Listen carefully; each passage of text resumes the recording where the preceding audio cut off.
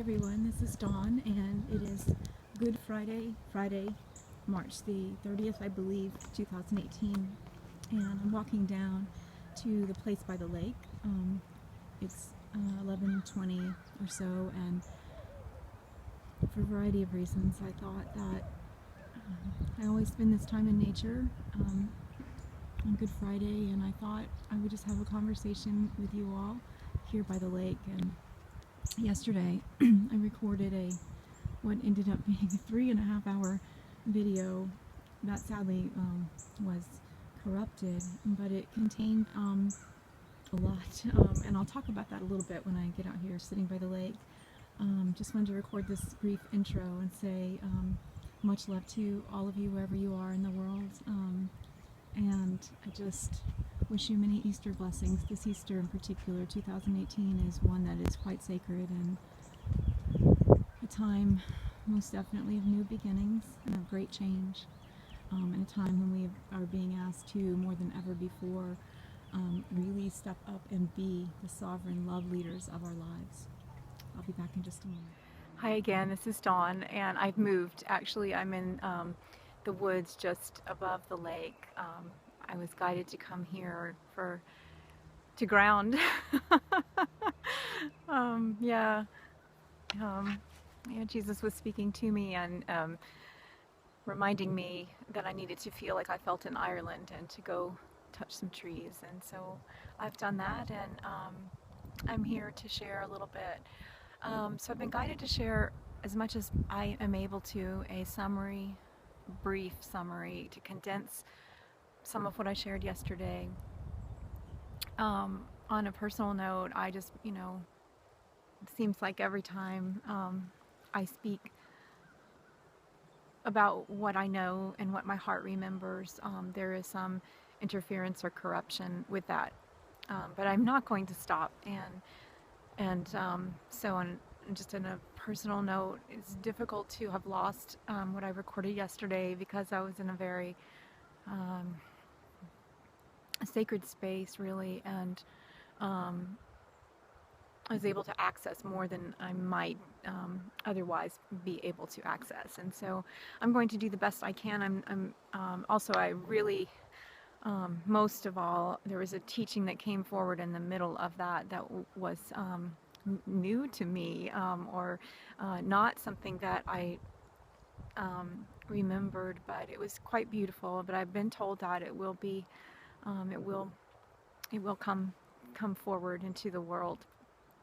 And a lot of times, I do see, I know that my role as Dawn here is very much as a seed scatterer, or to open the energy up for something, whether it is through my connection with the land, or through whatever I might speak to an individual, say, who is with me for a day, or who I meet along the way for 5 minutes, or often through just seed ideas that I might share, or seed remembrances, really, many of them are. So there was a little bit of personal, sorrow. Mother Mary was quite present with me for that. So in terms of what I shared in the video yesterday, we'll start there, and then there will be something more, I'm sure, that I meant to share here today. And in terms of what I shared yesterday, it was far-ranging. I talked a lot about how, we think that, many of us believe that, let me just back up. I talked first about the Last Supper and the upper room and what really happened there, some of what is recorded, and I shared John chapter 13, so please do read that if you're not familiar with it. I personally believe the Gospel of John's narrative is closest to what happened toward the end of Yeshua's life and death and resurrection. And chapter 13, the disciples and Mary Magdalene and Jesus are in the upper room, and Jesus washes their feet. And he talks about the preparation, and do you realize what I'm doing for you? And he says, where I'm going, you cannot follow. And Peter, vocal as he ever was, spoke up and says, I'll follow. I want to follow. I can go. And Jesus, of course, has already, noted that he would be betrayed. And by the way, Judas and Jesus were best friends. It's not as if Judas was on the periphery. He was a radical, but not in the way that he has been portrayed.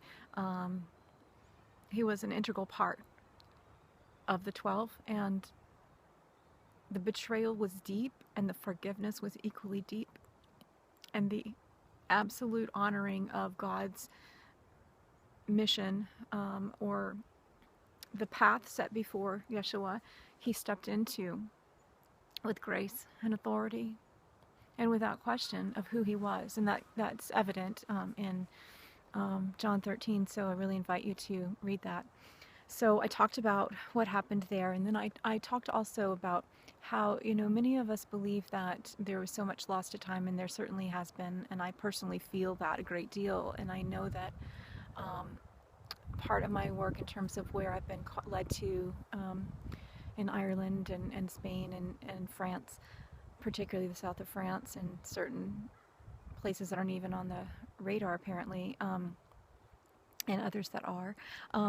And so in terms of the activation that happened at those sites, many of us think, though, that so much has been lost. And I know for a fact that so much has been lost, and some of it's hidden right there in plain sight, and it's just been misattributed, and others have been stolen. And another thing I spoke to in the video yesterday was to directly implore Pope Francis and the Catholic Church to right 3 wrongs, and I'll just touch on those briefly here. The first is to release all information about Mary Magdalene and the Church's role, and other early followers within the Jesus movement, their role in the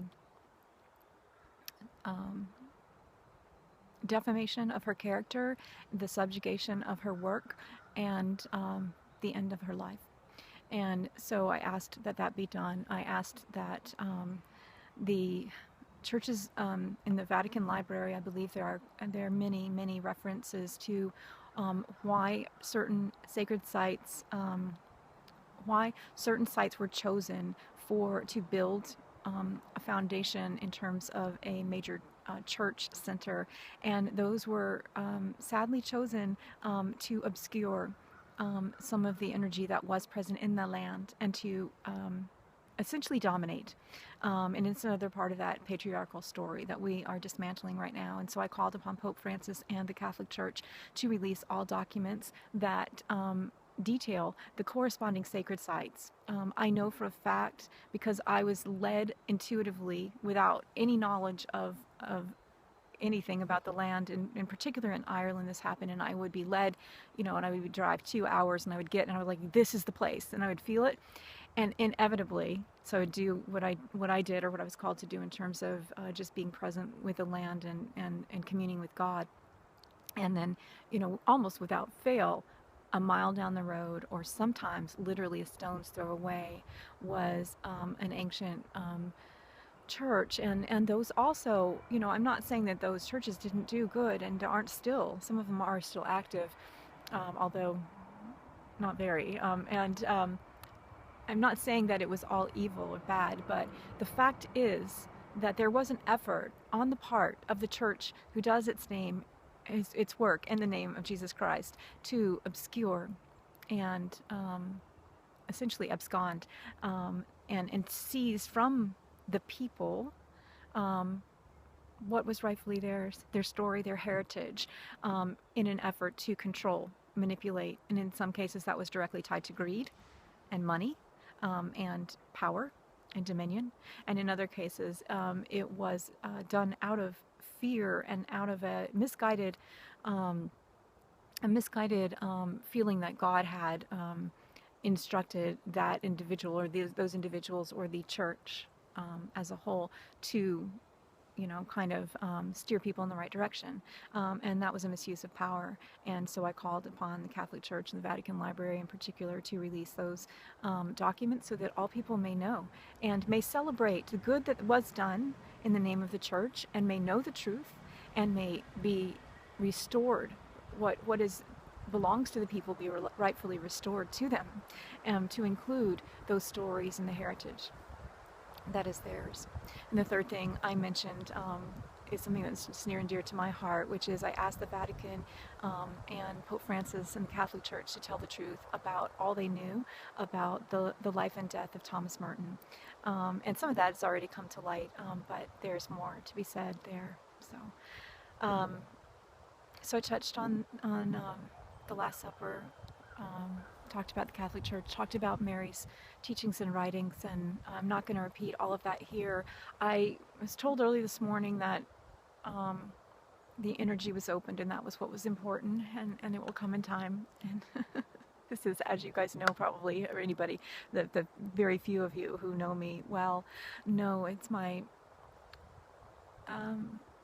it's a point at which, often I feel that I haven't done what I was meant to do, and I have really struggled feeling not supported in that, and yet it seems that, when I find the boldness and the courage to speak, that efforts are thwarted, and it's difficult for me because I feel that the world needs this more than ever right now. It's not about me or about even just, it's really, Mary Magdalene would say, it's not about me, it's about you. It's about us.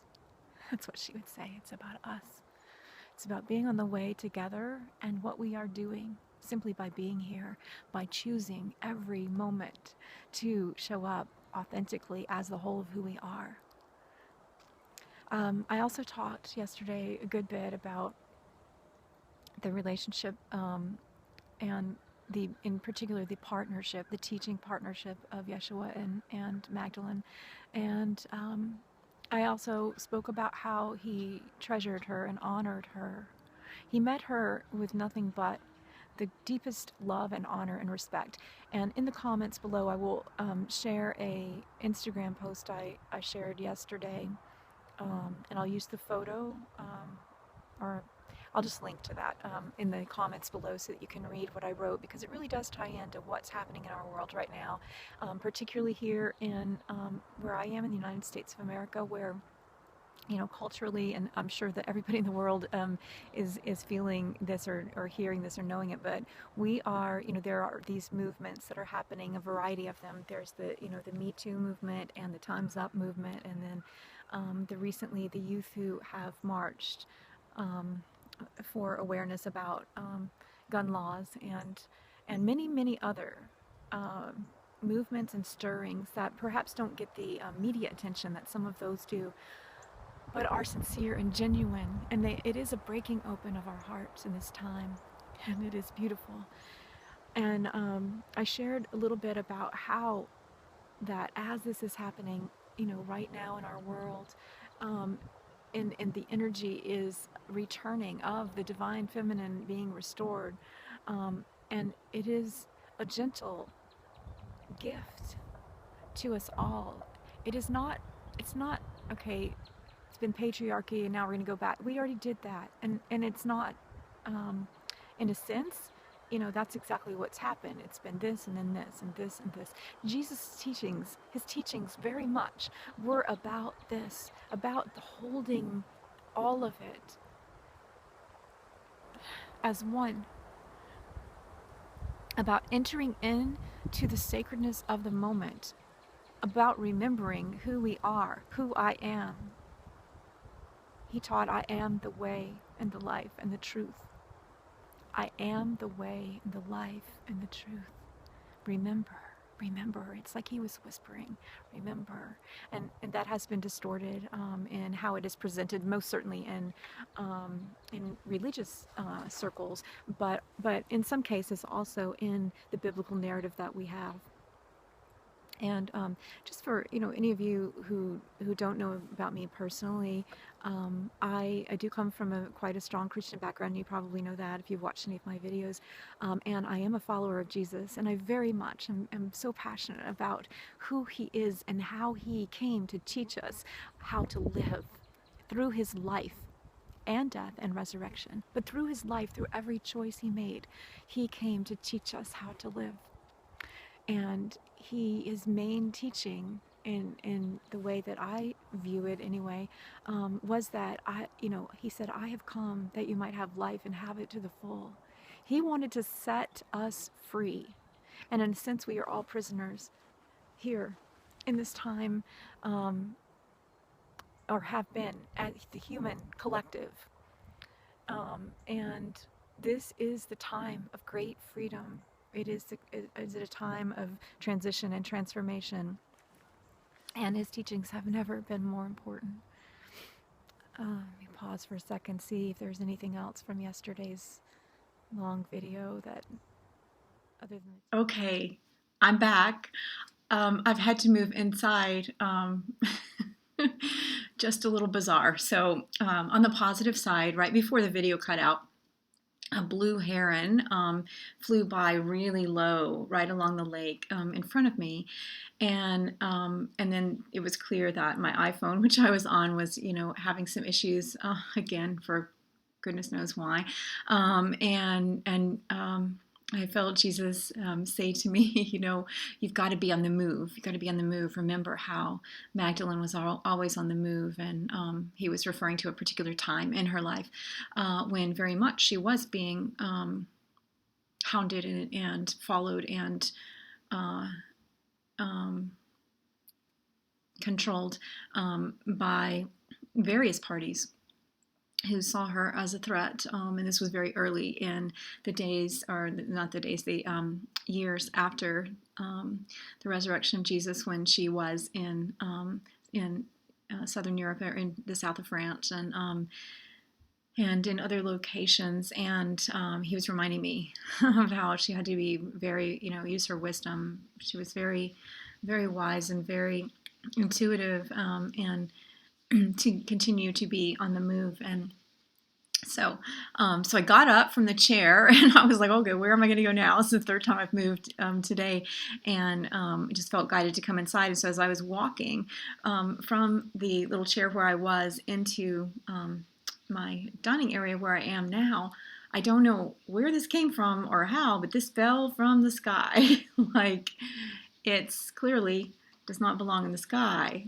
But it's a little, I don't know what kind of flower it is, but a beautiful yellow flower, and that feels significant. The yellow and the purple actually feel quite significant for today, and brings me to back to life, which is what I was talking about being the primary message of Yeshua when he was here.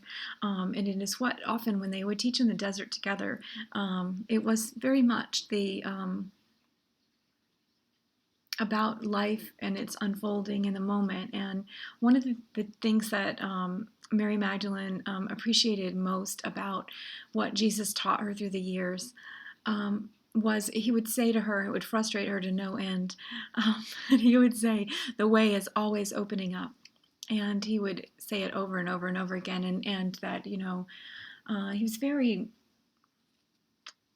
ethereal in some ways in his approach, that, it's a mystery and it's a miracle. And the Mary Magdalene, that appeals to me as Dawn, but the Mary Magdalene who I remember she was all business. She had, she's quite focused, quite determined, quite vocal. When she was also had an open heart.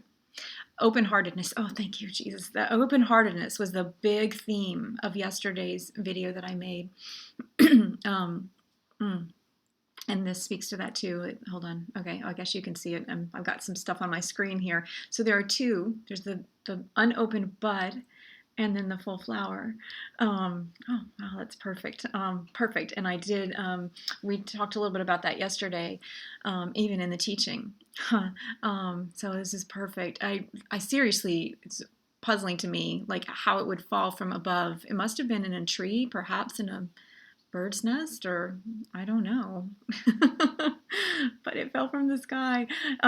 Okay, so the back to the theme of life and where we are in this time. This little bud here, I mean, it hadn't opened yet. And this one is fully beautiful. And so sometimes all we see is this, we look at our lives and we see this. We may not even see the promise and potential yet. We may even see the ground and it, sprouting up This is the full flowering, and Jesus is saying right now that we are in the time of the full flowering of life, and a life more abundant. And it is 11:55. Sorry if I get emotional. I was thinking about also yesterday when I was recording. I was thinking about how so much time, the crucifixion was in the way that I remember it anyway, on the 3rd of April, 33 AD. And actually, Jesus was joking. It hasn't really been 2,000 years. And I was like, oh my gosh, do not tell me we have to wait until 2033. That would be 2,000 years exactly. And I don't think we do. I think it's all up to us. It's all up to us. If we can be present to the bud in our lives, and trust in the full flowering, and know that we will be led to this. And if we carry this remembrance in our heart, the remembrance of the bud and the full flowering. Yesterday I talked a good bit about circles and eggs, and I also shared something that was repeated to me 3 times, and it was actually experiential. It's very hard to put in words. I'm not going to try to even capture all that again, but the thought of it, or what was shown to me, was that I've talked about holding the line of light and how that's what we're doing right now, and what was shown to me was that the line of light is a circle, and the circle is a gateway or an opening for the world and for each pair. And I was literally shown, like, remember Noah's Ark, like the animals, I was shown 2 by 2, divine masculine, divine feminine, coming together and stepping into that circle. So the line of light is a circle.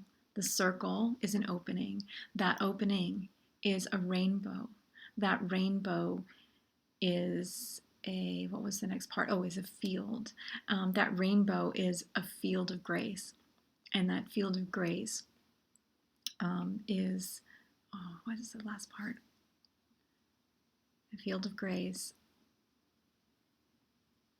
I feel like I'm forgetting a portion of it there. Oh, the field of grace is the spark. The spark is the flame. The flame is a fire. The fire is a... Oh, come on. There's one more word. The fire is a something. I'm going to skip that for now and hope it comes to me later. And then that ties right back into is a line of light. It's a circle. Is a rainbow. And so I was taken through this, like, it was very much an like all cylinders experience. I am highly clairvoyant. So I see things, and claircognizant. I just know, and I don't know how to explain how I know, but I that's probably my primary gift. But this experience was also very much clairaudient and very clairsentient. Like, I could feel it, I could taste it. Oh, of course, the flame, the spark is a flame, the flame is a fire, the fire is a wave. The wave is wonder. The wave of wonder is the line of light, is a circle, is a rainbow, is a field of grace. And it went 3 times, and it was very much a really kind of a mystical and a very powerful, potent experience that I had. And I had this experience about, let's see, I think it was about 4 or 5 days ago. Again, another video I tried to share that was mysteriously didn't work. I actually uploaded the whole thing and it wasn't there. I was like, wait, I know I uploaded it. It showed 100% uploaded. Like, what? That's the first time that one's happened. If we can carry this in our hearts, and the egg and the circle, if we can carry the remembrance of these things of life here, then when we go through those dark nights, or when we feel that the world is just not getting it, or when we feel that our message is lost to time, or that nothing will ever be revealed as we hope it would be, or anything else in our life, that we will never find love, or that we will never experience life and a life more abundant in the ways that we know that potential is there for. When we hold this in our hearts, and that memory of the circle of light and the circle of belonging, then all is always unfolding in the way, as Jesus always said, is always opening up. And in retrospect, when I look at my own life as Dawn, I definitely see that. It's true. The way is always opening up. And it's about, surrender and trust.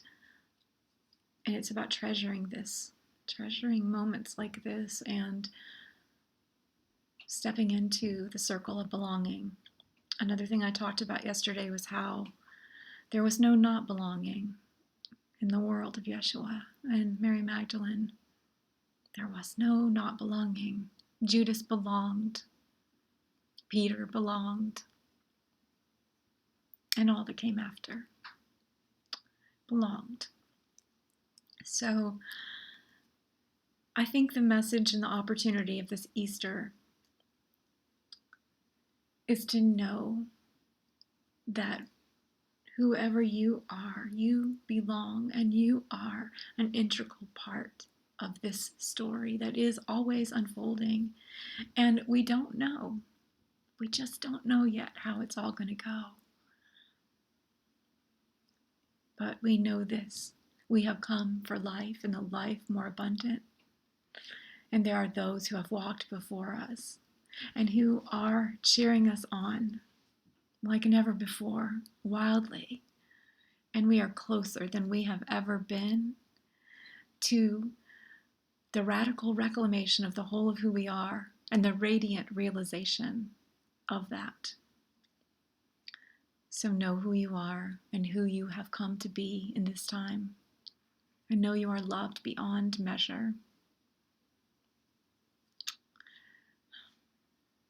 One of the last things that Jesus said to his closest followers, the last major teaching, was, "My peace I leave you, not as the world gives. My peace I leave you." I really encourage you to read the latter half of the Gospel of John, really the whole thing. But peace be to you this Easter, grace and peace and beauty. And may we each find the love and compassion for ourselves wherever we are in our lives, and for one another, and for all the world. Because this is how the life and the resurrection that Jesus came to be gets ushered into the world. And it happens one moment at a time, one choice at a time, one person at a time. The vision that I have for the world in the years ahead is one of rivers springing forth in the desert, just like the prophet Isaiah wrote about. And I know that this is happening even now. So he has called us by his name. When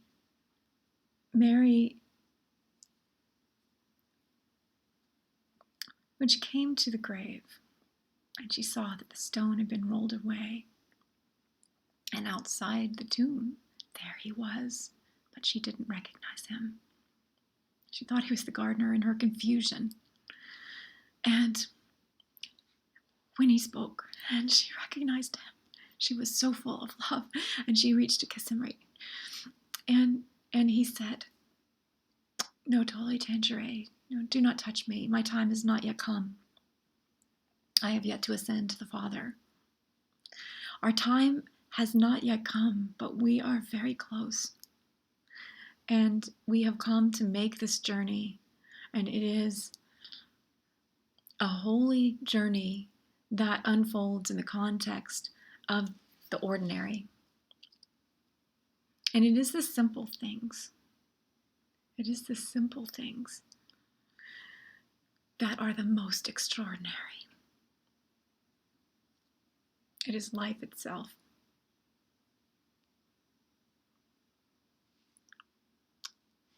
Much love.